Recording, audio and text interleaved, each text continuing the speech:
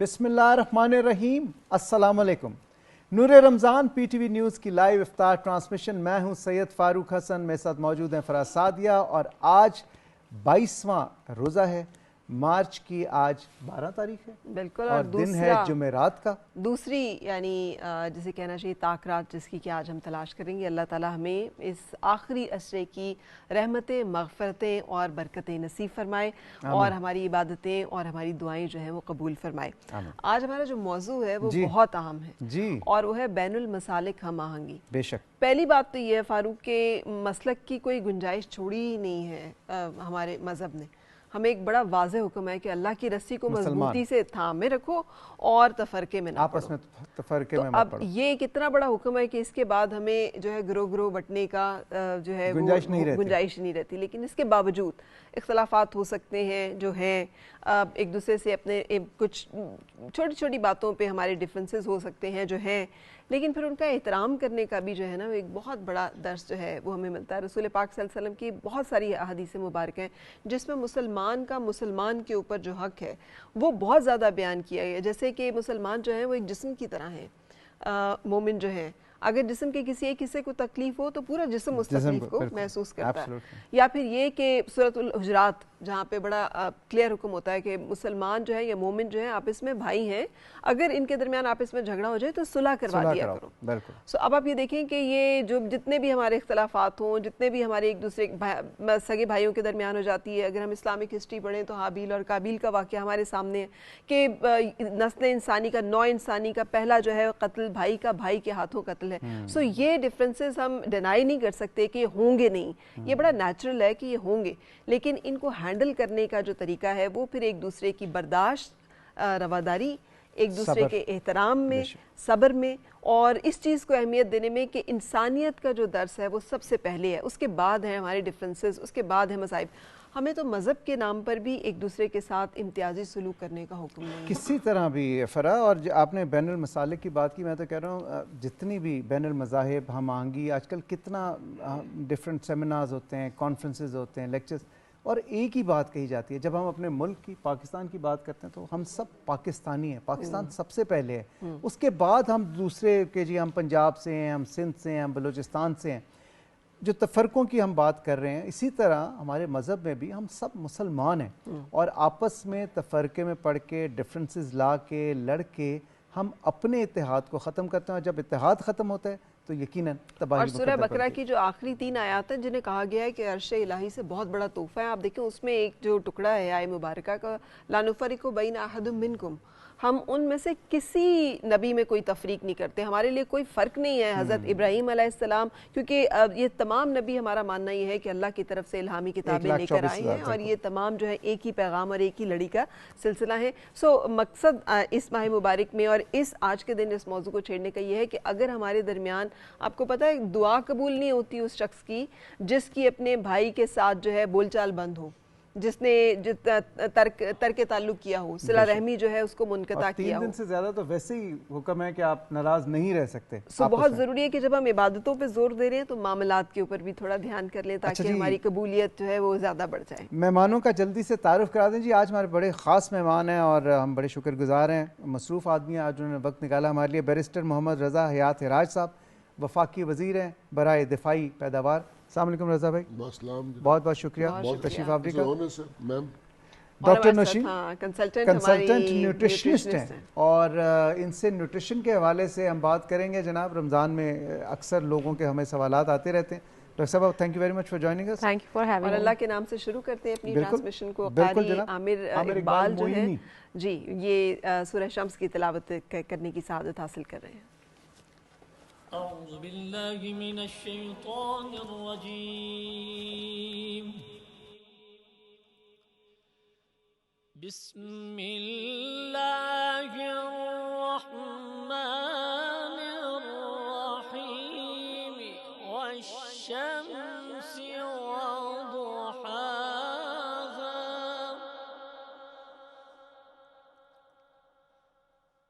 والقمر إذا تلاها، والنهار إذا جلاها،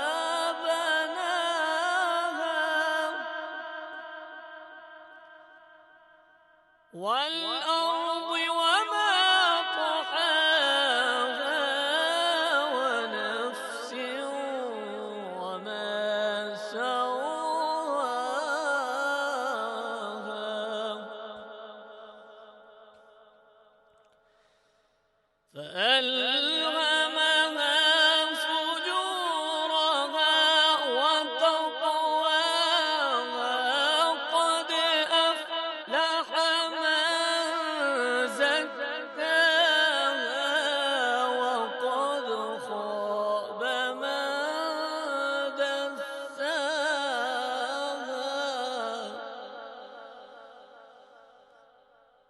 قد أفلح من زكاها وقد خاب من دساها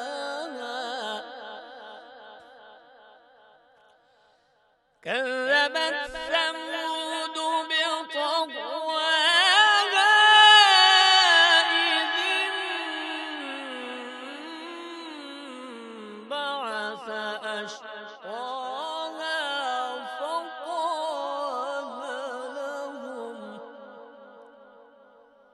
فقال لهم رسول الله ناقة الله وسقياها صدق الله العلي العظيم. सूरह शम्स आपके सामने तिलावत की गई है और इसका तर्जुमा इस तरह से है, कसम है सूरज की और उसकी रोशनी की, और कसम है चाँद की जब वो उसके पीछे आता है, और कसम है दिन की जब वो सूरज को ज़ाहिर कर देता है, और कसम है रात की जब वो उसे छुपा लेती है, और कसम है आसमान की और उस ज़ात की जिसने उसे बनाया, और कसम है ज़मीन की और उस ज़ात की जिसने इसे बिछाया, और कसम है नफ्स यानी इंसान की और उस ज़ात की जिसने इसे दुरुस्त बनाया और फिर उसे उसकी बदी और परहेज़गारी समझा दी। यकीनन कामयाब हुआ वो जिसने अपने नफ्स को पाक किया, और यकीनन नामुराद हुआ वो जिसने इसे दबा दिया। कौम समूद अपनी सरकशी की वजह से झुटला दिया। जब इनका सबसे बड़ा बदबख्त उठ खड़ा हुआ तो उसके अल्लाह के रसूल ने उनसे कहा, अल्लाह की ऊँटनी और उसके पानी पीने के हक़ का ख्याल रखो। जज़ाकल्लाह। ख़वातीन हज़रात, एक छोटी सी न्यूज़ ब्रेक लेंगे, न्यूज़ ब्रेक के बाद वापस। Welcome back. नूर रमज़ान में एक मरतबा फिर खुश आमदीद। मैं हूँ सैयद फ़ारूक हसन, मेरे साथ मौजूद है फ़रा सादिया, और मेरे ख्याल में अब नाते रसूल मकबूल सल्लल्लाहु अलैहि वसल्लम का हदिया पेश करेंगे कारी मोहम्मद ताहिर। बड़ी उम्मीद है सरकार कदमों में बुलाएंगे, करम की जब नजर होगी मदीने हम भी जाएंगे। अगर जाना मदीने में हुआ हम गम के मारों का, अगर जाना मदीने में हुआ हम गम के मारों का, मकीने गुंबदे खजरा को हाले दिल सुनाएंगे। कसम अल्लाह की होगा वो मंजर दीद के काबिल, कसम अल्लाह की होगा वो मंजर दीद के काबिल। कयामत में रसूलुल्लाह जब तशरीफ लाएंगे और गुनहगारों में खुद आके शामिल पारसा होंगे, गुनहगारों में खुद आके شامل پارسا ہوں گے، شفیع حشر جب دامان رحمت میں چھپائیں گے، اور غم عشق نبی سے ہوگا جب معمور دل نیر، غم عشق نبی سے ہوگا جب معمور دل نیر، تیرے ظلمت کدے میں بھی ستارے جگمگائیں گے، بڑی امید ہے سرکار قدموں میں بلائیں گے، کرم کی جب نظر ہوگی مدینے ہم بھی جائیں گے۔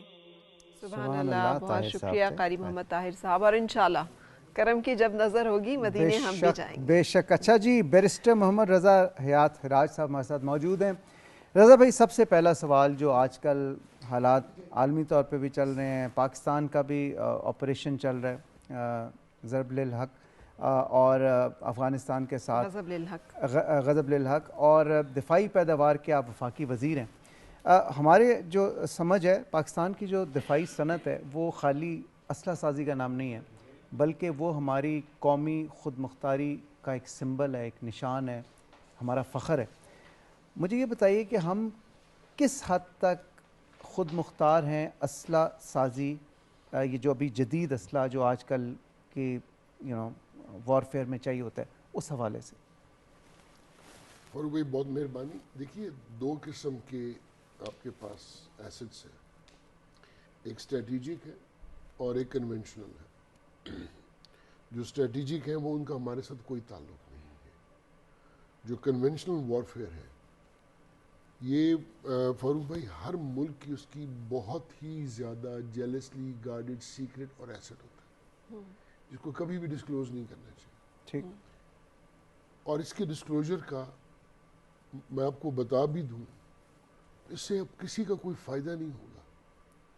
جو پاکستان کی عوام اور جو پاکستان کے لوگوں کو جس چیز کی سب سے زیادہ ضرورت ہے، وہ اس بات کی تسلی ان کو ہونی چاہیے، جی، coming from you, yes, coming from me, ایمان کی حد تک کہ اللہ پاک کی پاک ذات نے اس فوج کو بہت باصلاحیت بنایا ہے، اور یہ بہت الحمدللہ رب العالمین، یہ بہت ساری دنیا کی افواج سے بہت بہتر ہے۔ کسی کو ہمارے اوپر ہاتھ ڈالنے سے پہلے کوئی 10 دفعہ سوچنا پڑے گا۔ ہم اپنا دفاع کرنے کی اہلیت رکھتے ہیں، نمبر 1۔ نمبر 2، ہمیں خطرہ بیرونی طاقتوں سے نہیں، میں کیٹیگوریکلی یہ بات کر رہا ہوں۔ ان بیرونی سازشیوں نے ہمارے ہی پاکستانیوں کو برین واش کر کے، ان کو ورغلا کے، ان کو پاکستان کے لیے ایک درد سر بنانے کی کوشش کر رہے ہیں، چاہے وہ KPK کے اندر طالبان، تحریک طالبان پاکستان یا افغانستان ہو، یا بلوچستان کے اندر چند لوگ ہوں۔ ان کو پورا اگر موازنہ کر لیں تو یہ دونوں صوبوں کے اندر ان کی فگر چند ہزار سے زیادہ نہیں ہے، شاید 2000 ہو، 5000 ہو، اس سے زیادہ نہیں ہے۔ اور یہ لوگ کس کے کہنے پہ چل رہے ہیں؟ یہ پاکستانیوں کو اس کی تسلی ہو جانا چاہیے۔ میں پچھلے سال سے یہ آپ کی گوش گزار کرتا آ رہا ہوں، I'm on record in saying so۔ 10 May India ہمارے ساتھ نہیں لڑا تھا، یہ اسرائیل لڑا تھا۔ یہ ابھی بھی جو افغانستان کی طرف سے ریسنٹلی ابھی اس رمضان کے مہینے میں جو ڈرونز آئے، جی وہ اسرائیل کے بنے ہوئے صحیح تھے، اسرائیلی ڈرونز. اور یہ اپنے آپ کو بارش بھی ہیں، اپنے آپ کو شریعت کے نام پہ اسلام کو بدنام کرنے والے. میرا بس چلے اور میرا اختیار ہو اور میری کوئی سن لے تو شاید میرے دماغ میں جو بات ہو، میرا رب چاہے اللہ کرے وہ پوری ہو جائے. پر اتنی آپ کو تسلی کرانے جا رہا ہوں کہ پاکستان کو یہ چند ہزار لوگ، گنتی کے لوگ، یہ ہماری نیشنل اسٹیٹ کو چیلنج نہیں کر سکتے. لیکن سر پراکسی وارز ایک بڑی بدقسمتی ہے اس دنیا کی، اور فتنۃ الخوارج جس کا آپ نے ذکر کیا اور فتنۃ الہندوستان، یہ وہی پراکسیز ہیں جو کہ اس وقت آپریٹ کر رہی ہیں، اور پاکستان مسلسل ایک سٹیٹ آف وار میں ہے. ہم روزانہ سنتے ہیں ہماری افواج کے اوپر حملے بھی ہو رہے ہیں، اور وہ اس کا جمع مردی سے مقابلہ بھی کر رہی ہیں، جواب بھی دے رہی ہیں مسلسل. جو میں جاننا چاہ رہی ہوں وہ یہ ہے سر کہ آپ نے کنونشنل اس کی بات کی، لیکن وار از چینجنگ ناؤ، تو جسے کہتے ہیں ڈرون ٹیکنالوجی، نیو میسلز، پھر اس کے ساتھ ساتھ سائبر وارفیئر، یہ تمام اے آئی، یہ تمام چیزوں کے بارے میں ہم کتنے ایکوپڈ ہیں کہ یہ والے جو نئی آپ چیزیں کو میں چھوٹی سی ون لائنر جواب دوں. آپ 10 مئی جو پچھلے سال ہوا ضرب العظم میں بنیال المرصوص میں، آپ کو اس کے اندر آپ کے خیال میں کہ کتنی دنیا نے ہماری مدد کی تھی؟ کسی نے بھی نہیں کی.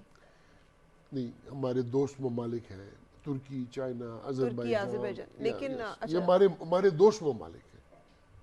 لیکن میں آپ کو چھوٹی سی مثال دوں کہ ہم نے دنیا کو سرپرائز دی تھی. یہ مدد سفارتی تھی نا سر، اخلاقی تھی. آپ مجھے مطلب آپ اس کو اس اچھا، یہ بھی تقسیم میں نہ جائیں، ٹھیک ہے. لیکن آپ اس تقسیم میں اس کو یہ رکھیے، دیکھیے وہ ہمارے بہت اچھے گہرے دوست ہیں. بلا شبہ. اور جو یہ لڑائی ہوئی تھی، یہ در حقیقت یہ ایک ہمارے اوپر انڈر اسٹیمیشن تھی. ان کے پاس کچھ نہیں ہے، ان کے پاس کھانے کو پیسے نہیں ہیں، ان کے پاس ٹینکوں میں پیٹرول کے پیسے نہیں ہیں، یہ ہمارا مقابلہ کیا کریں گے. اور پھر ساتھ میں ان کے دماغ میں یہ بھی چیزیں تھیں کہ ٹیسٹ کرتے ہیں کہ کیا، کیونکہ دیکھیے 2 ممالک تھے، ایک ایران، دوسرا پاکستان. باقی افریقن کنٹریز الحمدللہ ہمارے مسلمان بھائی ممالک ہیں، لیکن وہ اپنی مشکلات میں پھنسے. باقی آپ گلف کو اس ایران اسرائیل کانفلکٹ نے، اس ایران اسرائیل کانفلکٹ نے ایک چیز عیاں کر دی کہ ایرانیوں نے کن حالات میں کس طاقت کا مقابلہ کیا اور کھڑے رہے، اور ابھی تک کھڑے لڑ رہے ہیں. اور میں اس کی بڑی یقین مانیے کہ میرے دل میں اتنی بڑی قدر آئی ہے، اتنی بڑی قدر آئی کہ ہم تم سے بات نہیں کریں گے. لیکن ان کا ایک یہ سیکنڈلی جو پاکستان کے لیے لوگوں کو ہے نا کہ نگلی باری جو ابھی آپ بھی سن رہے ہیں، جگلی خدا نہ خواستہ باری نہیں، ہم وہ 10 دفعہ سوچیں. یہ تسلی رکھیں، یہ آپ تسلی رکھیں. ہم یہ آج میں آپ کو ایک جملہ کہہ کے جاؤں گا، لوگوں کو آج اس کی سمجھ نہیں آئے گی. ان کو پتہ ہے جنرل ضیاء الحق نے دنیا بہت تنقید کرتی ہے ان پہ، جی جی ٹھیک ہے، لیکن یہ ایک احسان وہ بھی اس ملک پہ کر کے گئے ہیں. اور میری آئی ڈونٹ نو، میرا یہ ایک سوچ ہے کہ سعودی عربیہ، مکہ مدینہ، اپن قریب، یہ پاکستانی قوم کو دنیا کے لوگ سمجھ نہیں پائے. یہ اللہ تعالیٰ کی وہ انعام یافتہ لوگ ہیں. آج خدا نہ خواستہ اللہ نہ کرے میرے منہ میں خاک، یہ کسی بھی احرام کے اندر حرم حرمین جو ہے یہ جرت کرے، سب سے زیادہ اٹھنے والی یہ پاکستان کی قوم ہوگی. یہ 25 کروڑ کی جو آبادی ہے نا، یہ 12 کروڑ بندوقیں اٹھا کے اٹھ کھڑا ہوگا. یہ دنیا میں کسی کے پاس یہ طاقت نہیں. یہ ہماری قوم کا ایران کے معاملے میں ابھی بھی کوئی ایک پاکستانی نہیں، کم از کم میں یہ نہیں کہہ سکتا ایک پاکستانی نہیں جو سنی ہو یا شیعہ ہو، کسی مذہب سے ہو، جس نے تکلیف اور افسوس نہ ہو اس لڑائی کا، اور خمینائی صاحب کی شہادت کا. ان کی شہادت دیکھیں، پورا خاندان وائپ آؤٹ کر دیا ہے، بیٹے کو مار دیا ہے، بہو کو مار دیا ہے، بچوں کو مار دیا ہے، پوتی کو. لیکن اس جنگ نے سر بہت سارے پول بھی کھول دیے ہیں. بھارت نے چابہار میں جس طرح سے ایک اس کا بڑا انٹرسٹ تھا، اور پھر اور بھی کچھ ممالک کا جو تھا، اور پھر کم از کم یہ سمجھ آ گئی کہ دوست کون ہے دشمن کون ہے. میڈم آپ اس کو یوں دیکھیے کہ جتنی تکلیف مجھے ہے نا قبلہ خامنہئی صاحب کی شہادت کی، بلا شبہ، اور میں جس درد میں ہوں، لیکن اس کے ساتھ ساتھ پاکستان کی انٹیلیجنسیا، پاکستان کی حکومت بارہا ایران کو کہتی رہی کہ تم لوگ انڈیا کے اندر بہت گھسے ہوئے. جی جی جی جی جی جی 50 سے 60 ہزار انڈینز افغانستان فاروق بھائی موجود تھے ایران کے اندر. جی مخبریاں یہ کریں گے، اسرائیل کو ریکگنائز یہ کر رہے ہیں، آپ لوگ کر کیا رہے ہو؟ یہ ابھی دسمبر میں لاسٹ ایئر یہ جو بھی ڈیفنس منسٹر شہید ہوئے یہ تشریف لائے تھے. جی بالکل. میری ان کے ساتھ 1-on-1 میری کافی لمبی بات چیت ہوئی تھی ان کے ساتھ. تو ہمارا پورا سٹینس یہی تھا کہ آپ لوگوں نے ان کو موقع کیوں دیا، اور ان کو اس کا ادراک تھا، احساس تھا. اور آج دیکھیے وہی لوگ، وہی ہندوستان کے لوگ، انہوں نے مخبریاں کی اسرائیل کو، اور ان کو ساری پریسیجن ٹارگیٹنگ کا موقع دیا، اور ان کا نقصان جو ہوا یہ اللہ تعالیٰ ان کو غریق وہ شہید ہیں، غریق رحمت اللہ پاک کے لیے ہم دعا گو ہیں. لیکن انہوں نے یہ مانی بات میرے ساتھ کہ کاش ہم نے اس کو وقت پاکستان آپ کی بات کی قدر کر لی ہوتی، پاکستان کی بات کو اتنی گہرائی کو ہم سمجھ. انہوں نے یہ تو نہیں کہا کہ ہم قدر کرتے، انہوں نے کہا میں کاش ہم اس گہرائی کو سمجھ سکتے جو آپ جہاں سے بات کر رہے تھے.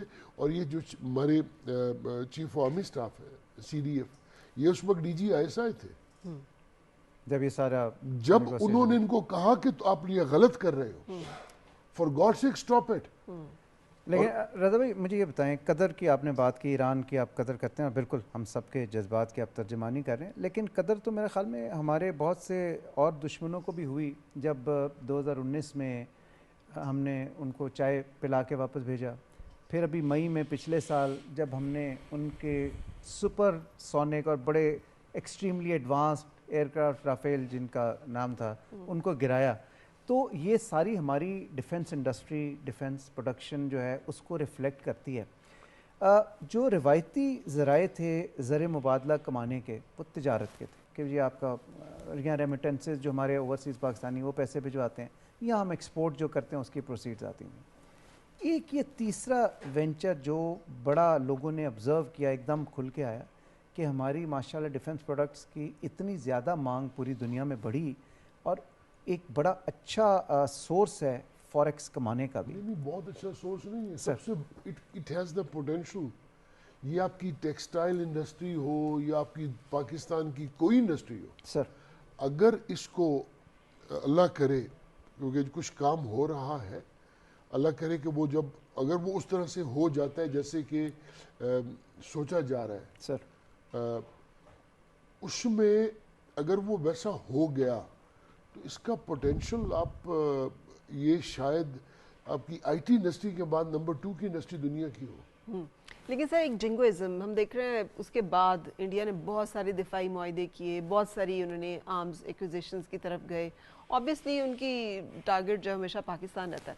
آپ سمجھتے ہیں کہ ہماری پیداواری صلاحیت جو ہے، خود کفالت ہماری اتنی ہے کہ ہمیں کسی اور کی اسلحے کی ضرورت نہیں؟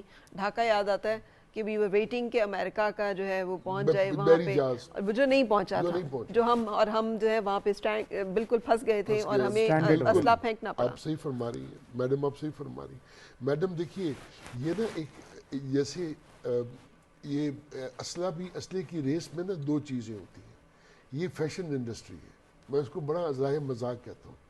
ایک ایسی فیشن انڈسٹری ہے جس میں فاروق بھائی نے زیب تن کیا ہے کہ جو نئی چیز مارکیٹ، اور ایک وہ ہے جو پرانی کنونشنل میری شلوار قمیض ہے.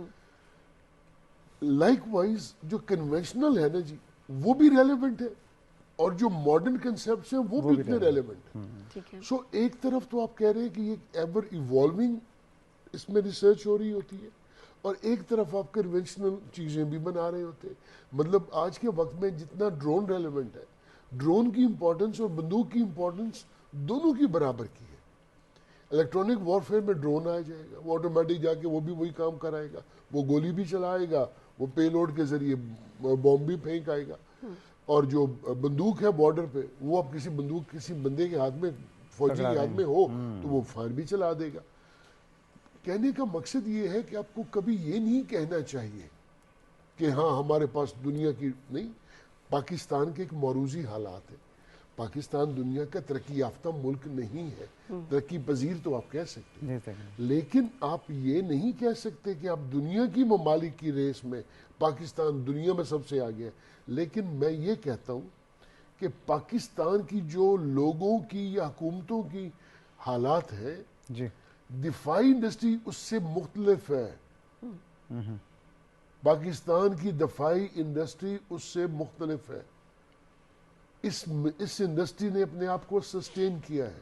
اس انڈسٹری میں پوٹینشل ہے کہ اگر اس پہ پورا کام ہو جائے اور یہ اس انداز سے چل پڑے تو میں آپ کو دعوے سے کہہ سکتا ہوں کہ یہ انڈسٹری پورے اپنی افواج پاکستان کا پورا خرچہ اٹھا سکتی ہے, سیلف سسٹیننگ ہو جائے گی. اتنی اس میں ہے.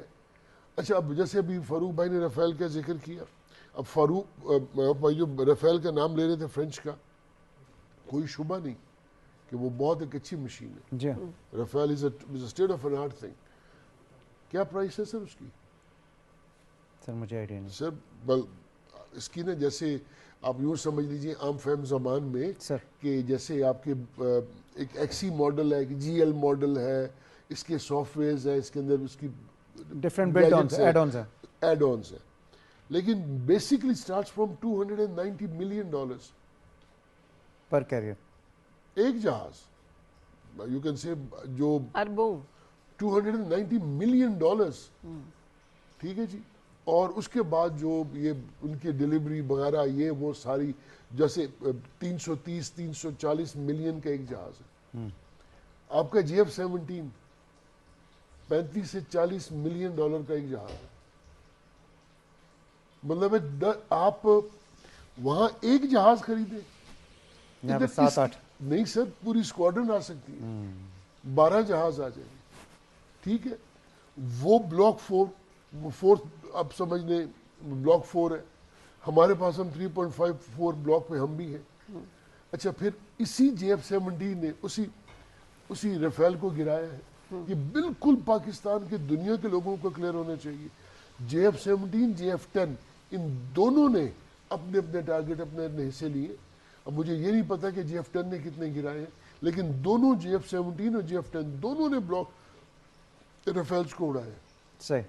تو آپ اس بات کی تسلی رکھیں کہ اگر یہ جہاز اس قیمت پہ دنیا اس کی تعریف کر رہی ہے اور دنیا اس کے پیچھے انٹرسٹ رکھتی ہے تو اس میں کوئی نہ کوئی پوٹینشل ہے. سنا ہے کہ بہت زیادہ GF-17 تھنڈر جو آپ بات کر رہے ہیں اس کی, اور الخالد ٹینک, کچھ اور بھی ایسی ہماری پروڈکٹس ہیں جو آپ سمجھتے ہیں. اور آذربائیجان کے ساتھ ہم نے ایک دفاعی معاہدے کا بھی سنا کہ وہ بھی ایک بڑا. دیکھیے آذربائیجان ہمارا ایک اسٹریٹجک پارٹنر ہے, ہمارا بہت گہرا اچھا دوستی ہے ان کے ساتھ.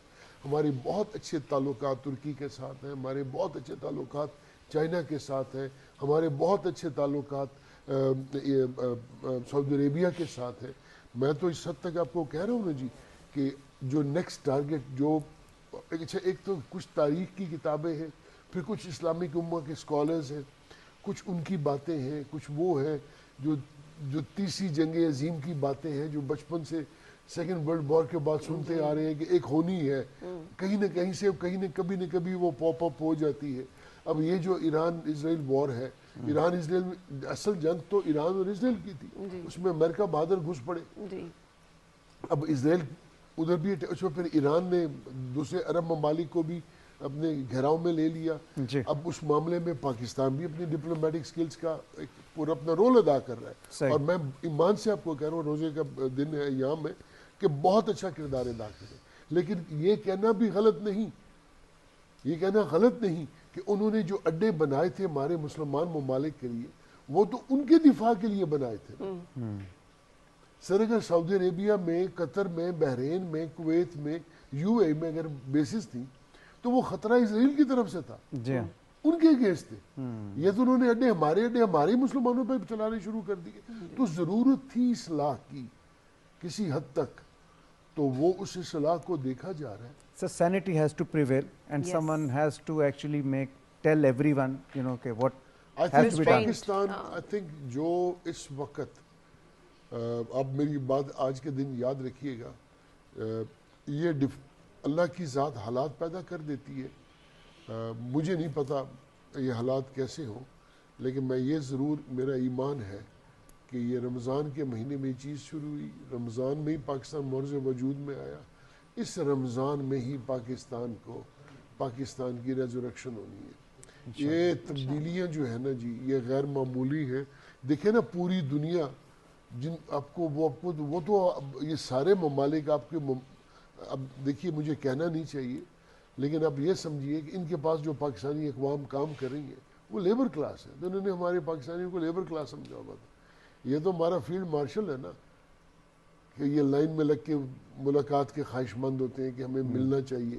یہ مسلم, اور اس میں کیا اس سید کو کریڈٹ نہیں دینا چاہیے جس نے 56 ملکوں میں پاکستان کی انفرادیت کو اس مقام پہ لا کھڑا کیا کہ پوری اسلامک امہ اس ایک بندے کو اپنا فیلڈ مارشل سمجھ رہی ہے. اس میں کوئی شک نہیں کہ سفارتی سطح پہ ہمیں جتنی کامیابیاں, سفارتی سطح پہ, سفارتی سطح پہ سید عاصم منیر صاحب, دفاعی سطح پہ سید عاصم منیر صاحب, ایئر فورس کے معاملے میں سید عاصم منیر صاحب, نیوی کے معاملے میں, اور دوسری بات یہ ہے کہ ساتھ ساتھ یہ جو ملکی معاملات ہیں ان کو بھی دیکھ رہے ہیں. تو میں سمجھتا ہوں کہ اللہ پاک اس کو نظر بد سے بچائے. ڈاکٹر نشین, ہاں لیکن ایک شعر میں ایک چیز پوائنٹ پوچھتے ہوئے سر, ایک شعر ہم نے سنا ہوا ہے, کافر ہو تو تلوار پہ کرتا ہے بھروسہ, مومن ہو تو بے تیغ بھی لڑتا ہے سپاہی. کتنا ویلڈ ہے آج کل کے دور میں. اب مجھے بتائیے وہ جنگ بدر میں کیا ہوا تھا؟ جی بالکل, لیکن اب جب کہ B-2 بامبرز اور پتہ نہیں اس سے بھی بہت آگے, میں کہتا ہوں جی آپ اس کے آگے دیکھیے گا. میڈم مت بھولیے کہ نمرود نے اپنی بادشاہ, اپنی خدائی ثابت, تکبر تھا. جی بالکل ٹھیک ہے, جانتا وہ بھی تھا کہ حضرت ابراہیم علیہ السلام غلط نہیں ہے, جانتا وہ بھی تھا کہ وہ درست ہے.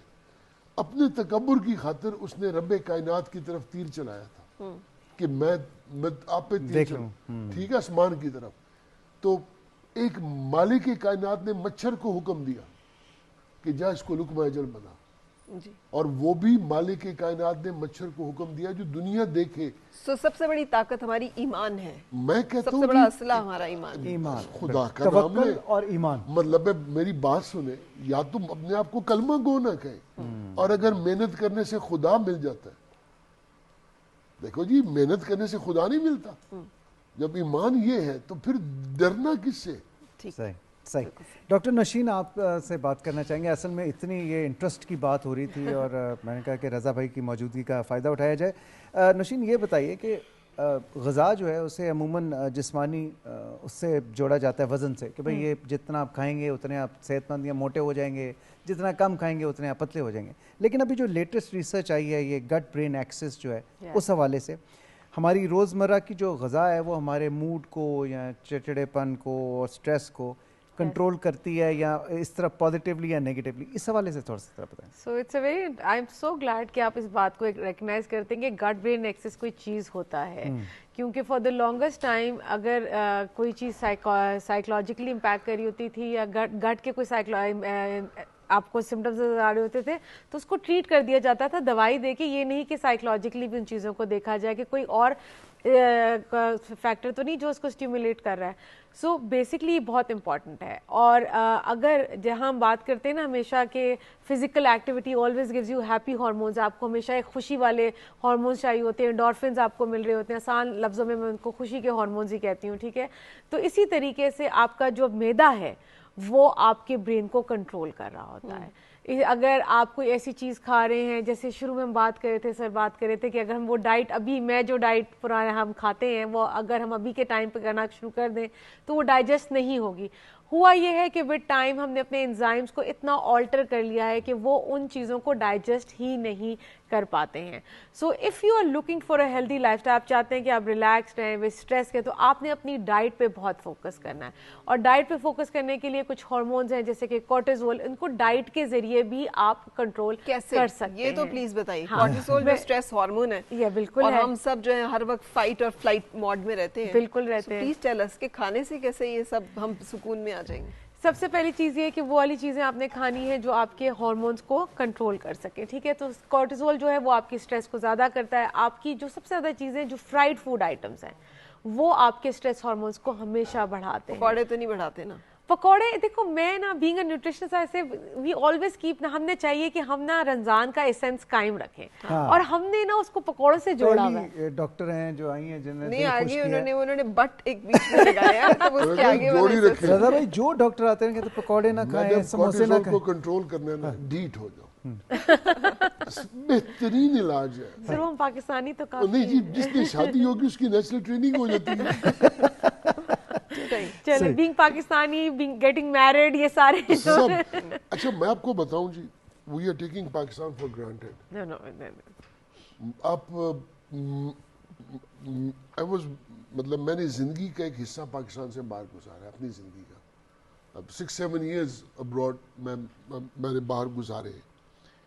یقین مانیے کہ دن گنتے ہیں, ادھر آتے ہیں تو پھر تکلیف ضرور ہوتی ہے, کوئی گڈی مار گیا, کوئی کچھ کر گیا, ایسے فرسٹریشن. لیکن اس کی ہوا کے بغیر میں سانس نہیں آتا. 4 موسم آتے ہیں سر ہمارے یہاں پہ. میڈم سانس نہیں آتا, 4 مطلب موسم, مرنے 4 لگ جاتے ہیں. پاکستان نہ ہے نا جی, خدا کی قسم میری تو یہ کیفیت ہو جاتی ہے. میں کبھی 2-4 دن باہر ہوں تو میں کہتا ہوں اپنے ملک جاواں, کوئی نہیں, انیری ہوئے گی خیر ہے, مٹی ہوئے گی خیر ہے, بجلی نہیں ہوئے گی خیر ہے. یہ تمام چیزیں آپ کو پاکستان پلس وٹامن کی کمی ہو جاتی ہے, اس وجہ سے واپس آتے ہیں. مجھے کوئی وٹامن کی کمی نہیں ہوتی, مجھے صرف میرا جی میرا دل نہیں لگتا. ڈاکٹر صاحب بھائی سوری اس بات کو کنٹینیو کریں, اور یہ بھی بتائیں کہ آج کل یہ جو لیبلز آتے ہیں کہ جی شوگر فری یا نیچرل لگا ہوتا ہے ڈبوں کے اوپر, آپ نیوٹریشنسٹ ہیں, وہ کس حد تک صحیح ہوتا ہے, اور کیا وہ واقعی میں دیکھیں ہر چمکتی چیز سونا نہیں ہوتی, یہ بات ہمیں ہمیشہ اس بات کا خاص خیال رکھنا ہے, ٹھیک ہے. کیونکہ آج کل جو سوشل میڈیا کا دور ہے وہ اس چیز کو اس طریقے سے بڑھا چڑھا کے بیان کرتا ہے کہ ہم دل میں لگتا ہے کہ پتہ نہیں کیا ہے. آپ لوگوں کی کانورسیشن کا لنک دیتی ہوں. شہد کی بات ہو رہی تھی, شہد ہمیں نہیں پتا کہ ہمارے پاس سورس کیا ہے. ایک ٹائم آیا تھا کہ میں نے ایک پوری ڈاکیومنٹری سے دیکھی تھی کہ جو بیز جو ہیں ان کو چینی فیڈ کرائی جا رہی تھی تاکہ جو شہد بنے وہ میٹھا ہو, اور یہ ساری چیزیں. تو یہ چیزیں ہیں, تو ہر چمکتی چیز سونا نہیں. آپ کوشش کریں کہ آپ کے کچھ ریلائبل سورسز ہیں جہاں سے آپ نے لینا ہے ان کو, چاہے وہ آپ کا آٹا ہے, چاہے وہ آپ کا دودھ ہے, چاہے وہ آپ کا شہد ہے, یہ بیسک ہے. سبزیوں کی بات کر لیں, ٹھیک ہے. آپ نے فرح نے بڑی اچھی بات کی کہ ہمارے پاس 4 سیزنز ہیں اور ہم 4 سیزن سے بلیسڈ ہیں. ہر سیزن کی اپنی سبزیاں ہیں تازی, اور ہر سیزن کے اپنے تازے فروٹ ہیں. تو ہم کیوں فروزن فوڈ آئٹم کی طرف جائیں؟ ربی کی فصل الگ آتی ہے, خریف کی فصلیں الگ آتی ہیں. اناج جتنی قسم کا اناج ہمارے اسٹیپل فوڈ جسے ہم کہتے ہیں ہمارے یہاں ہے, تو ہم کیوں اس کو فروزن ڈبے والے کھانے یا فروزن فوڈز کی طرف نہ جائیں؟ ایک چیز جو میں آپ سے ڈاکٹر صاحبہ پوچھنا چاہوں گی, گلوٹن الرجی آ گئی ہمیں, کہاں سے آ گئی؟ ہم تو گندم کھانے والے لوگ ہیں ہمیشہ سے. یہ جی ایم او فوڈز جو ہے پوری دنیا اب اس پہ بات کر رہی ہے کہ جینیٹیکلی موڈیفائڈ چیزیں ختم کر دیں. آپ نہیں سمجھتی کہ ہم لوگوں نے بہت زیادہ, اب ہم کیا ہی کھائیں, ہر چیز تو جینیٹیکلی موڈیفائڈ ہے. آپ بالکل صحیح کہہ رہی ہیں. اور یہ جو موڈیفیکیشن ہوئی that has brought the factor, جو آئی جی اے اور آئی جی جی ہم ٹیسٹ کراتے ہیں وہ اٹس جسٹ لائک کہ ہیومن پھر اس کو ریئیکٹ کرنا شروع کیا, باڈی کو ریئیکٹ. پولن کی ایگزامپل لے لیں, بہت سے لوگ ہوتے ہیں فار لانگسٹ ٹائم ان کو پولن الرجی نہیں ہوتی, and they then start reacting the more آتا ہے تو وہ کہتے ہیں میں پولن الرجی ڈیولپ ہو گئی. اسی طرح جو آپ کے میدا ہے اس کی جو لائننگ ہے, جب وہ آپ ماڈیفائڈ ویٹ لے رہے ہیں تو اس نے اس کو ریئیکٹ کرنا شروع کر دیا. جب اس نے اس کو ریئیکٹ, تو antigen antibody reaction body میں پروڈیوس ہونا شروع ہو جاتا ہے.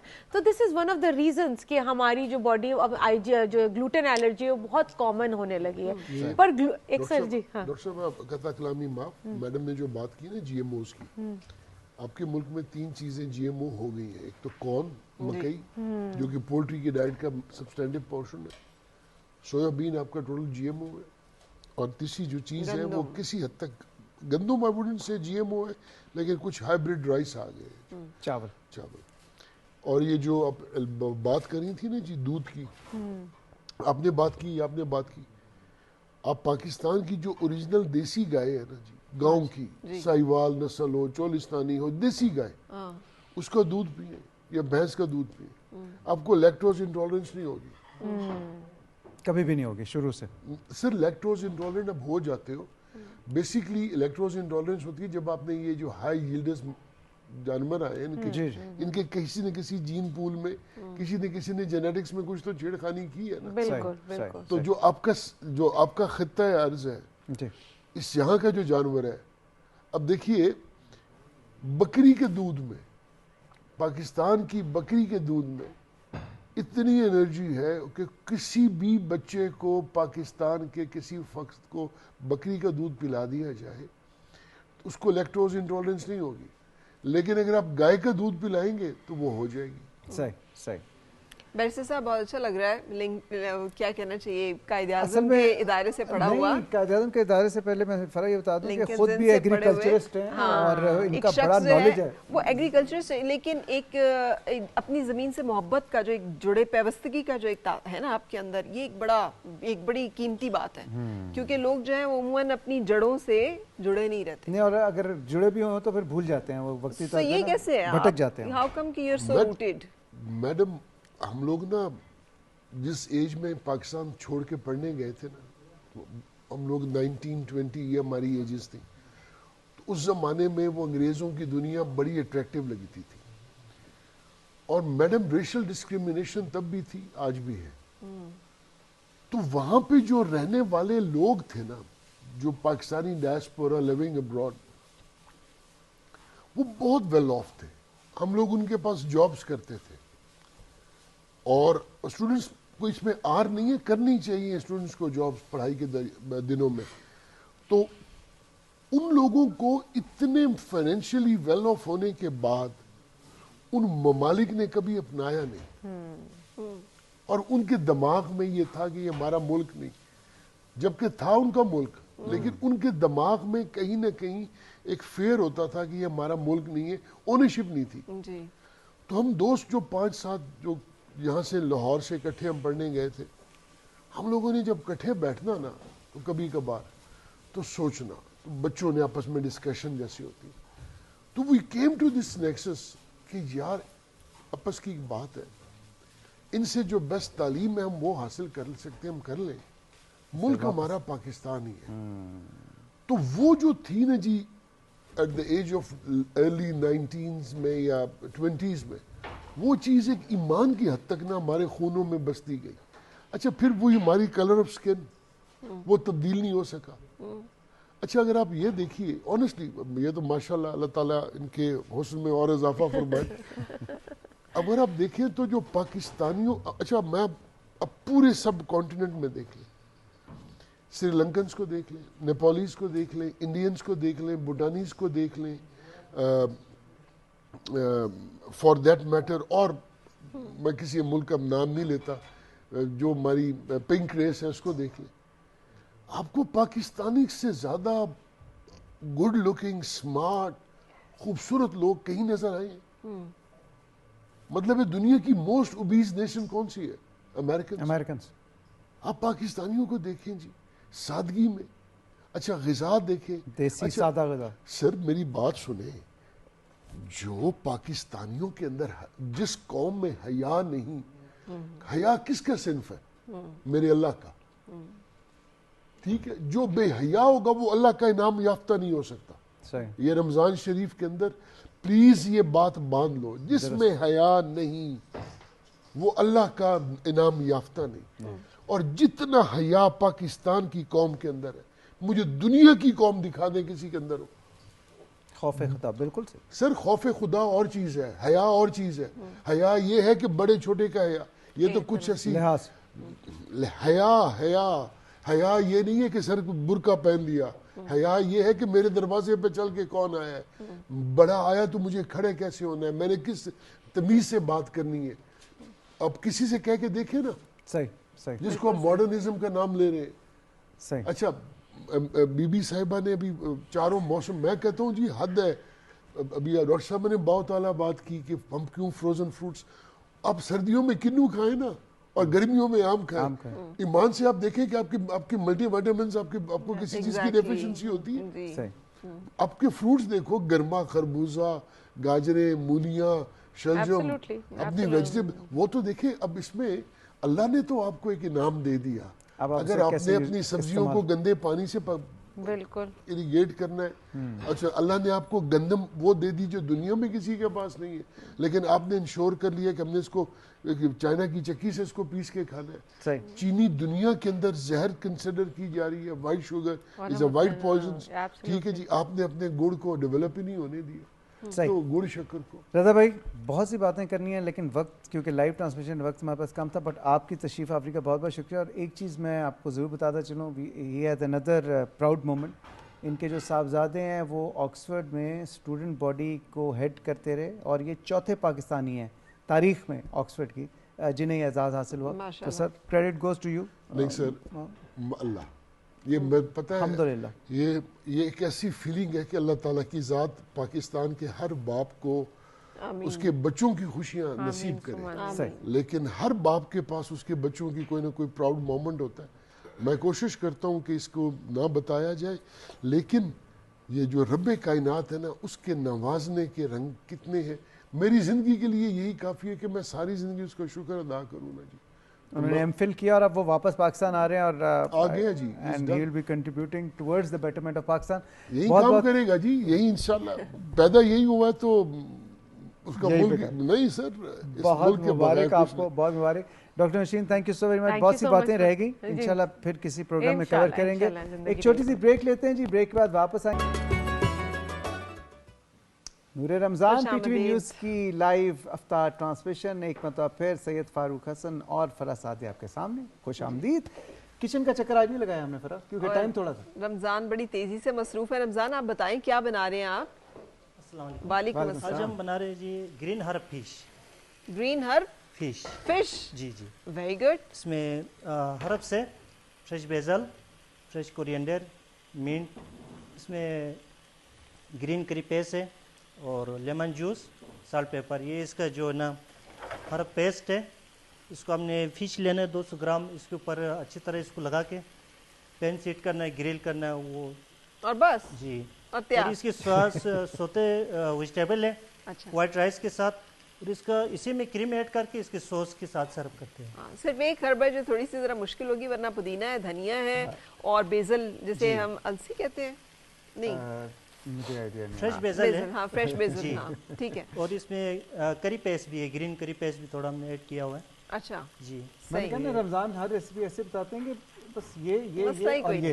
چلیں آپ بنائیے، پھر ہم آتے ہیں آپ کی طرف. ہم خوش آمدید کہیں گے مولانا احسان اللہ منصور صاحب کو، مذہبی اسکالر ہیں، اور ذیشان ہمارے فیشن ڈیزائنر ہیں. کیا حال ہے ذیشان آپ کے؟ جی بالکل ٹھیک. آپ ٹھیک ذیشان ہیں؟ آپ کے بھلا کیا نام تھا آپ کے؟ کرش مینز ویئر. ہاں کرش مینز ویئر. سو کرش جو ہے یہ ایک بڑا کمال قسم کا پلیس ہے. ویسے تو یہاں پہ خواتین کے لیے اتنا کچھ نہیں ہے، بالکل بھی نہیں ہے. جی بالکل. زیادہ مردانہ فیشن ہی ہے، فاروق کے کام کا ہے، لیکن اس کے باوجود آئی ایم گریٹ ایڈمائرر آف.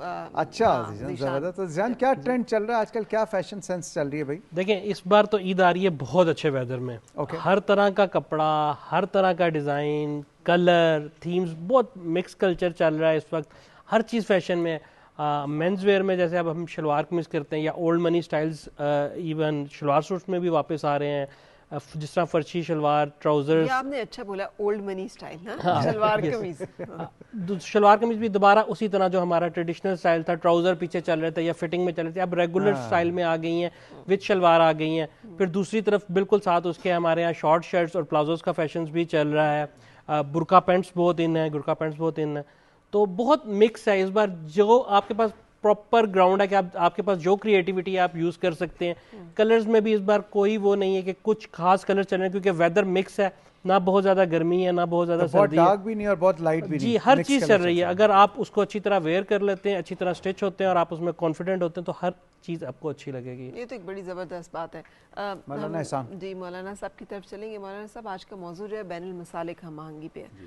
ہمارے درمیان دیکھیے ایک بڑا اہم حکم ہمیں درمیان موجود ہے. ایک تو یہ کہ تفرقہ نہ کرو، اور دوسرا ایک اور جگہ پہ حکم ہے وہ یہ ہے کہ بھلائی اور بہتری کے خیر کے کاموں میں تعاون کرو اور گناہ اور برائی کے کاموں میں ایک دوسرے سے تعاون نہ کرو. سو آپ بتائیے گا کہ اس کے بعد کیا گنجائش رہ جاتی ہے کہ ہم آپس میں فرقہ واریت میں بھی الجھیں, پھر نفرتوں میں بھی اضافہ کریں؟ حالانکہ قرآن میں کلیئرلی ہے کہ اللہ کی رسی کو مضبوطی سے تھامے رکھو اور آپس میں تفرقے میں نہ پڑو. جی بہت شکریہ. اس میں بس میرے خیال چند ایک چیزیں اور انتہائی آسان ہیں, قابل فہم اور قابل عمل ہیں, اور وہ ایسی چیزیں ہیں کہ اگر ہم ان کو دل سے قبول کر لیں تو یہ مسئلہ بڑی حد تک کور ہو سکتا ہے. 100% تو نہیں میں کہہ سکتا, اس لیے کہ بڑی جگہوں پہ ہم دین سے آگے اپنے مزاج لے جاتے ہیں, تو جہاں اپنے مزاج پر فیصلے کریں گے دین پھر لوگ پیچھے رکھ دیتے ہیں. پہلی چیز اس میں یہ ہے کہ اللہ تعالیٰ نے جو غیر مسلم ہیں ان کو بھی مخاطب کرتے ہوئے رسول اللہ صلی اللہ علیہ وسلم کو بھی یہ بات کہی کہ آپ ان کو کہیے تعالوا الی کلمۃ سواء بیننا و بینکم الا نعبد الا اللہ ولا نشرک بہ شیئا. اسلام کہتا ہے ہم تو غیر مسلموں کے ساتھ اتحاد کے قائل ہیں, شرط صرف اتنی ہے کہ سنگل رب کے پوائنٹ پر آ جائیں, اس سے اگلی بات ہی نہیں ہم آپ کرتے, ایک نقطے پہ آ جائیں, آپ بھی اور ہم بھی ایک اللہ کو اپنا رب مانیں, نہ آپ ان کے ساتھ کسی کو شریک کریں نہ ہم کریں. تو اس سے ایک بات تو یہ سمجھ آتی ہے کہ 1 پوائنٹ ایجنڈے پہ اگر غیر مسلموں سے اتحاد ہو سکتا ہے تو جن کا اللہ رسول قبلہ قرآن ایک ہے تو ان کا کیوں نہیں ہو سکتا, آپس میں کیوں نہیں. ایک مسئلہ تو یہ. دوسرا مسئلہ یہ کہ جب ہمارے اہداف ہوتے ہیں نا بالکل چھوٹے چھوٹے, مثلا ہم محلوں کی سطح پہ آ جائیں, مسجد کی سطح پہ آ جائیں, تو یہ فرقہ واریت ختم نہیں ہوگی. ہمیں امت کا وجود جو ہے نا اس کو قبول کرنا پڑے گا. جب ہم گلوبل سطح پہ پلاننگ کریں گے نا پھر ہم اپنے چھوٹے چھوٹے مسئلے پیچھے کر دیں گے. تیسری چیز یہ آ جاتی ہے شدت پسندی اور اپنے آپ کو ہی مکمل سمجھنا اور کسی دوسرے کا وجود تسلیم نہ کرنا. یہ وہ چیز ہے جو انتہا پسندی کی وجہ سے ہمیں تکفیر کی طرف لے کے جاتی. تکفیر سمجھیں ایک خطرناک لیول ہے ایک ایسی انتہا پسندی کا کہ جس میں آپ دوسرے کو مسلمان ہی نہیں سمجھتے. اور جو ہمارے ہاں قتل و غارت پاکستان میں ماضی میں ہوئی ہے اس کی وجہ یہی تھی کہ ثواب سمجھ کے ایک دوسرے کا قتل کیا گیا, اور جب اپنے دوسرے کو مسلمان ہی نہیں ماننا تو پھر اس سے یہی بیماریاں پیدا ہوں گی کہ آپ اپنوں کا قتل کریں. سر انسان نہیں ماننا, چلو مسلمان تو. مولانا صاحب رسول پاک صلی اللہ علیہ وسلم کا میں اکثر وہ واقعہ کوٹ کرتی ہوں کہ ایک جنگ ہے اور ایک صحابہ کرام نے ایک کافر ہیں ان کو جنگ کے دوران جو ہے قتل کر دیا, اور آپ صلی اللہ علیہ وسلم کے سامنے معاملہ پیش ہوا تو کہ جی اس نے کلمہ پڑھا تھا تو آپ نے کیوں قتل کیا, تو اس نے کہا جی اس نے موت کے خوف سے پڑھا تھا. تو آپ صلی اللہ علیہ وسلم نے کہا تم کیا جواب دو گے روز قیامت جب وہ اپنا کلمہ لے کے آئے گا اور آپ مسلسل چہرہ مبارک اس طرف نہیں کر رہے تھے, آپ رخ تو اسی طرف پھیر لیتے تھے. اب ہم ایک مسلمان کے ایمان کا تعین کیسے کر سکتے ہیں اور یہ کیسے کہہ سکتے ہیں کہ وہ صحیح ہے وہ غلط ہے, جبکہ یہ معاملہ تو اللہ کے لیے اور اللہ کے بندے کے درمیان. ہم کہتے ہیں تمہارے لیے تمہارا دین ہے, ہمارے لیے ہمارا دین. جو آپ نے واقعہ کوٹ کیا یہ حضرت اسامہ رضی اللہ عنہ کا واقعہ ہے, اور نبی صلی اللہ علیہ وسلم نے ایک بڑا ہمارے لیے رول ماڈل ہے عبداللہ بن ابی بن سلول. یہ منافقین کا رئیس تھا, ٹھیک ہے, اس بندے نے دل سے اسلام قبول نہیں کیا مگر اس کو ساری زندگی ڈیل ایز اے مسلم کیا. جی جی جی, اپنا کرتا آپ صلی اللہ علیہ وسلم نے اس کو جنازے پہ جو ہے دیا. تو ہم نے یہی دیکھنا ہے کہ جو اللہ کے نبی کا طریقہ ہے وہ کسی کے دل کو سکین کرنا ہمارا مسئلہ نہیں, اس کے دل میں ہے نہیں, اگر وہ زبان سے کہہ رہا نا کہ میں اللہ اور اس کے رسول کو مانتا ہوں تو ہم نے اس کلمے کی وجہ سے اس کو وہی حقوق دینے ہیں جو عام مسلمانوں کو دیے جاتے ہیں. اگر وہ اندر سے صحیح نہیں ہے تو یہ اللہ اور بندے کا مسئلہ ہے, یہ رسول اللہ علیہ وسلم کا طریقہ کار ہے. صحیح. اچھا جی واپس چلتے ہیں, تھوڑا سا ذیشان سے اور بات کر لیں. ذیشان مجھے یہ بتائیں, میں ہمیشہ یہ پوچھنا چاہ رہا تھا, جو مردوں کے جب شلوار قمیض کی عید پہ شلوار قمیض پہنتے ہیں, یہ جو بین والے کرتے ہوتے ہیں جو کہ راؤنڈ کالر ہوتے ہیں اور ایک یہ کالر جیسے آپ نے پہنا ہوا ہے, اس میں کوئی خاص فیشن سینس ہوتی ہے کہ جی اگر آپ نے جیکٹ پہننی ہے تو آپ یہ کالر والا پہنیں, اس کے کوئی ہیں رولز ہیں یا یہ بندے پہ ڈیپینڈ کرتے ہیں؟ بیسک تو اس کے رولز ہیں. دیکھیں اگر آپ نے ویسٹ کوٹ پہننی ہے بین کے ساتھ تو آپ نیچے کرتا بھی بین والا پہنیں. اگر آپ نے اس کو بلیزر کے ساتھ پہننا ہے تو آپ کالر والا شلوار سوٹ پہنیں. اگر آپ بین کے ساتھ بلیزر پہنیں گے تو وہ مس میچ ہو جائے گا, اور اگر آپ کالر کے ساتھ ویسٹ کوٹ پہنیں گے تو اس کا پراپرلی نیک کلوز نہیں ہوگا. ٹھیک ہے, تو یہ جب آپ اپر لیئر سے ہوتا ہے کہ اگر آپ نے اپر لیئر جس طرح کی پہننی ہے, اور کچھ لوگ ویدر پہ بھی کرتے ہیں کہ لوگ سمرز میں زیادہ بین کو پہنتے ہیں اور ونٹر میں زیادہ کالر کو پہنتے ہیں, تو یہ تھوڑی سی چیزیں ہوتی ہیں کہ ویدر کے اکارڈنگلی اور آپ کی اپر لیئر کے اکارڈنگلی چلنا ہوتا ہے. Fashion sense point of view سے نہیں, یہ تو کچھ بیسک رولز ہیں نا, آپ نے اس کے اکارڈنگلی چلنا ہے. اچھا ذیشان, ہر فیشن میں خواتین میں بھی ایسے ہوتا ہے, مردوں میں بھی میرا خیال ایسے ہی ہوتا ہے کہ ایک بزرگوں کا فیشن ہے, ایک نوجوانوں کا فیشن ہے. تو اس دفعہ بھی یہ تخصیص ہے کہ نوجوان جو ہیں وہ شلوار نہیں پہنیں گے، پجامہ پہنیں گے، اور جو جتنی نئی نئی چیزیں آئی ہیں، بوٹ کٹس آئے ہیں یا لوز پینٹس آئی ہیں اس اسٹائل میں پہنیں گے، اور جو بزرگ ہیں ذرا زیادہ عمر کے لوگ ہیں وہ شلوار پہنیں گے. جی اس دفعہ آپ کو میں نے بتایا نا عید پہ آپ کو ہر طرح کے لوگ نظر آئیں گے. کسی نے بوٹ کٹ پہنا ہوگا، کسی نے سلم ٹراؤزر پہنا ہوگا، کسی نے شلوار پہنی ہوگی، کسی نے ویسٹ کوٹ بھی پہنی ہوگی، ایون کسی نے بلیزر بھی پہنا ہوگا. کیونکہ ویدر بہت اچھا، فیشن ڈپینڈ کرتا ہے ویدر پہ، آپ کے کمفرٹ لیول پہ اور آپ کی کلر سکیمز پہ. اگر آپ کو ایج میں جاتے ہیں تو آپ نے کلر، ویسے تو مینز ویئر میں آپ کو پتا ہے کہ 6 سے 7 بیسک کلرز ہوتے ہیں، ان کے آپ نے ٹونز پہ کام کرنا ہوتا ہے کہ کس کو کون سے ٹون بہتر لگتے ہیں. نہیں اب تو پنک بھی میں نے پہنے دیکھا ہے مردانہ، اس میں دیکھیں مطلب پنک کے شیڈز بھی پہنے ہیں لوگوں نے. بیبی پنک شرٹس وغیرہ بھی اکثر اب تو یہ جو عید فیملی کا جو کانسیپٹ آ گیا نا کہ بیگم صاحبہ نے بھی وہی کلر پہنا ہوا ہے، بچے نے بھی وہی کلر پہنا ہوا ہے، اور صاحب نے بھی اسی کلر کا کرتا پہنا ہوا ہے. تھیم ویڈنگز، تھیم ایونٹس تو چلتے ہیں. ہاں تو اگر آپ کیری کر سکتے ہیں تو وائی ناٹ آپ پہنے، پر اس کی ایک شرط ہے کہ آپ اس کو پہن کے کیری کر سکتے ہو. آپ اس میں شیئن ہو گیا، آپ نے پنک پہنا ہوا ہے تو کیا اچھا پنک پہننے میں بھی یہ نا کہ پنک کا کون سا شیڈ پہنا ہے. ٹھیک ہے، اگر آپ نے ڈل میں پہنا ہے، بالکل پیسٹل کلر میں پہنتے ہیں تو یو کین ویئر اٹ. اگر آپ تھوڑا سا شائننگ میں چلے جائیں گے، وہ چلے جائیں گے، آپ کو اچھا نہیں لگے گا. جیسے اب ہمارے مہندی کے ایونٹس ہوتے ہیں، وہ ہمارے پاس فل ہوتا ہے کہ ہم اس میں کلرفل ڈریسز پہن سکتے ہیں، 5 6 7 کلرز کی ہم ایمبرائڈریز کر رہے ہوتے ہیں، کیونکہ وہ ایونٹ ایسا ہے، اس کی فیلنگ ایسی ہے، وائب ایسی ہے. پر اگر وہی آپ بارات پہ پہن کے جائیں گے تو وہ نہیں اچھا لگے گا. بارات کی وائب پہ آپ کو dull colours, black, brown, dark blue, وہ اچھے لگیں گے. جیسے ہی آپ ولیمے پہ جائیں گے تو آپ کو گرے، آف وائٹ، کریم، یہ ٹونز اچھی لگیں گی. تو ہر ایونٹ کی ایک وہ ہوتی ہے. جی مولانا صاحب، منافرت پھیلانا اس کے بارے میں بھی تھوڑا بتا دیجیے. جو ہیٹ سپیچز ہیں، ایک دوسرے کے بارے میں ایسی باتیں کہہ جانا اور اکسانا، برگلانا لوگوں کو کہ وہ تشدد پر آ جائیں، اس کے بارے میں بتائیے. اسلامک ہسٹری کے پرسپیکٹو میں بھی بتائیے گا کہ جیسے یہودیوں کے ساتھ جو میثاق مدینہ کیا گیا، وہ تاریخ میں امن برقرار رکھنے کی یا باہمی میل جول کی ایک بہترین مثال ہے. تو اس طرح کی اگر اور بھی کوئی تاریخ میں ہے تو ضرور بتائیے گا. دیکھیں پہلی چیز تو یہ ہے کہ کلمہ ایک ایسا آئی ڈی کارڈ ہے، ایک ایسا ویزا، پاسپورٹ، ایک ایسا سٹیٹس ہے جس کے بعد اس کی جان، مال، عزت کا تحفظ کرنا دوسرے لوگوں پر واجب ہے. ایک بات صحیح بخاری شریف کی حدیث ہے، نبی صلی اللہ علیہ وسلم نے فرمایا آپ کے ملکوں میں یعنی مسلمان ملک میں اگر کوئی غیر مسلم رہ رہا ہے، ہم اس کو ذمی کہتے ہیں، تو فرمایا جس نے اس کو قتل کر دیا وہ جنت کی خوشبو بھی نہیں پا سکتا. اور یہ بھی ایک جگہ حدیث مبارکہ میں ہے کہ اگر قتل کیا میں اس کا کیس لڑوں. جی تو اس میں اب یہ دیکھیں گے کہ ایک غیر مسلم کے قتل کی گنجائش نہیں تو کلمہ پڑھنے والے کی کیوں ہے. ایک بات تو یہ. دوسری بات ہے کہ ویسے بھی ایٹیکیٹس ہوتے ہیں کہ اسلام نے جو انسانیت کو سٹینڈرڈ دیا تو اسلام کا تو لیول اس سے آگے آ جاتا ہے. تو اس میں ہم سمجھتے ہیں مدینے میں یہ معاہدہ کیا گیا تھا کہ اگر مدینے پر باہر سے کوئی اٹیک کرے گا تو یہودی، عیسائی، مشرکین، مسلمان سب مل کے اکٹھے دفاع کریں. تو اصل پرابلم یہ ہے کہ جب ہم پالیسی داخلہ ہو، خارجہ ہو، مینجمنٹ ہو اپنے نبی سے نہیں لیں گے، پھر وہی جو بات میں نے شروع میں کی، ہم اپنے جذبات کو بنیاد بنا کے اسلام کو کہتے ہیں میری مرضی کے مطابق مولڈ ہو جاؤ، تو وہ اسلام ہوتا ہی نہیں، وہ کسی کی سوچ ہوتی ہے. اسلام وہ ہے جو رسول اللہ صلی اللہ علیہ وسلم نے پیش کیا. تو اس میں اصول یہی ہے کہ ہم انسانیت کے بھی معیار کو سامنے رکھیں، مسلمانوں کے حقوق کو بھی سامنے رکھیں. اور یہ جو بات ہے نا دنیا میں رہنے کے لیے دیکھیں آپ نے سب سے ہیلو ہائی رکھنی ہے. ٹھیک ہے، ہر کسی کا لیول ملاقات کا، دلی دوستی کس کے ساتھ ہوگی، نارمل ہیلو ہائی کس کے ساتھ، یہ چلتا ہے.